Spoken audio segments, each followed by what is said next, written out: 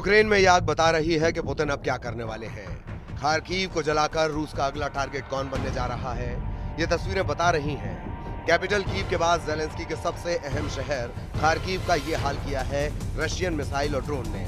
परमाणु बेस पर हमले के बाद यूक्रेन पर रहम के लिए अब पुतिन के दिल में कोई जगह नहीं। खार्किव पर 9 ड्रोन और 2 मिसाइल दागी गईं और देखिए क्या हाल हुआ। हर तरफ आग और आग बुझाने की कोशिश लगातार जारी है, लेकिन ये आग इसलिए नहीं बुझ रही क्योंकि 3.25 साल के युद्ध में शोलों की तादाद बढ़ती जा रही है। पुतिन ने 3 शहरों को टारगेट बनाया, खार्किव, सुमी और ओदेसा। एक ही रात में करीब 100 ड्रोन से अटैक किया गया। यूक्रेन का दावा है कि 36 ड्रोन गिरा दिए गए, 25 जाम कर दिए गए, लेकिन बाकी अपने टारगेट पर जाकर फटे।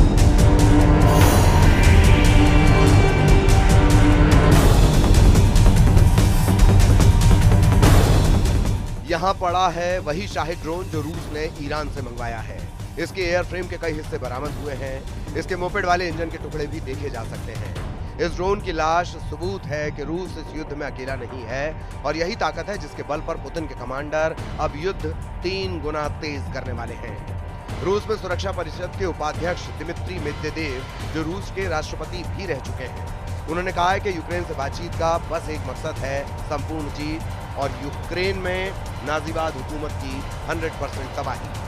पुतिन के इन इरादों को टक्कर देने के लिए यूरोप में नई कोशिश शुरू हो गई है। फ्रांस के राष्ट्रपति इमैनुअल मैक्रों ने इटली का दौरा किया है और यहाँ प्रधानमंत्री जॉर्जिया मेलोनी से उनकी मुलाकात हुई। दोनों के बीच यूक्रेन को लेकर काफी देर तक बात हुई है, यानी पुतिन के खिलाफ यूरोप में लगातार सीक्रेट मीटिंग हो रही है और बहुत ही गोपनीय प्लान तैयार हो रहा है। जबकि दूसरा सच ये है कि पुतिन ने परमाणु बेस पर हुए हमलों के बाद अपने एटम बम वाली फोर्स को एक्टिव कर दिया है। पुतिन के मिसाइल बेड़े में ऐसे खतरनाक हथियार हैं जो पेरिस से लेकर रोम और लंदन से लेकर वॉशिंगटन डीसी तक सब कुछ पिघला सकते हैं। यूक्रेन के सरेंडर के लिए पुतिन की 4 डिमांड है। रूस चाहता है कि यूक्रेन अपने पूर्वी इलाके को खाली कर दे, वहां से हट जाए। दूसरी मांग कि यूक्रेन निष्पक्ष हो जाए, यूक्रेन की सेना की तादाद सीमित रहे और चौथी डिमांड कि यूक्रेन में चुनाव हो, नई सरकार बने। जाहिर है पुतिन यूक्रेन को मार भी रहे हैं, सहला भी रहे हैं और उसकी आंखों में आंखें डालकर ये भी कह रहे हैं कि पूरी तरह तबाह होने से अच्छा है रूस की बात मान ली जाए। नहीं तो जो ट्रेलर मई में दिखाया और जून की शुरुआत में दिखाया जा रहा है, वही पिक्चर पूरे 2025 में बना दी जाएगी। इसीलिए नए हमले को यूक्रेन में खूनी मंगलवार कहा जा रहा है।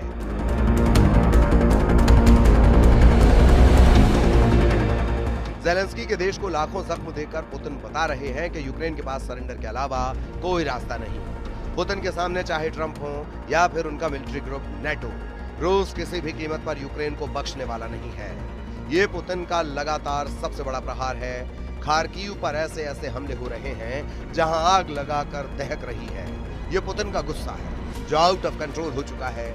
ये दावा ऐसे वक्त किया जा रहा है जब पुतिन ने यूक्रेन को पूरी तरह रौंदने का फाइनल फैसला कर लिया है, क्योंकि अब सीधा राजधानी कीव पुतिन के टारगेट पर आने वाली है। इसका इशारा पुतिन और उनके सबसे करीबी दिमित्री मेदवेदेव की नई रणनीति से पता चलता है। पुतिन के टारगेट पर हैं यूक्रेन के 2 बड़े शहर खार्किव और सुमी। यहाँ रूस बनाना चाहता है बफर जोन, लेकिन ज़ेलेंस्की बता रहे हैं इसे पुतिन का किल जोन, जहां से कोई बचकर नहीं निकल पाएगा। रूस के बॉर्डर के पास बफर जोन बनाने का फैसला हो चुका है। दुश्मन के मोर्चे को खत्म किया जा रहा है। ये काम जारी है। पुतिन बता चुके हैं कि यूक्रेन के कई फायरिंग पॉइंट यानी कई मोर्चे पर ताबड़तोड़ हमले किए जा रहे हैं और उनको जल्द से जल्द उखाड़ फेंकने की कोशिश है। रूस ने अब तक सुमी के आसपास दर्जनों गांव पर कब्जा कर लिया है। कई और गांव और कस्बों का सामने का युद्ध चल रहा है। पुतिन के टारगेट पर यूक्रेन के पूर्वोत्तर में ट्रिपल सिटी है। ये है खार्किव, सुमी और चर्नी। अगर इनके आसपास पुतिन बफर जोन बनाने में कामयाब होते हैं तो समझ लीजिए फिर यूक्रेन की राजधानी तक पुतिन की रेंज होगी और फिर ज़ेलेंस्की का सबसे मजबूत किला कैसे ढह जाएगा, इसका खतरा नेटो से लेकर व्हाइट हाउस तक फैल चुका है।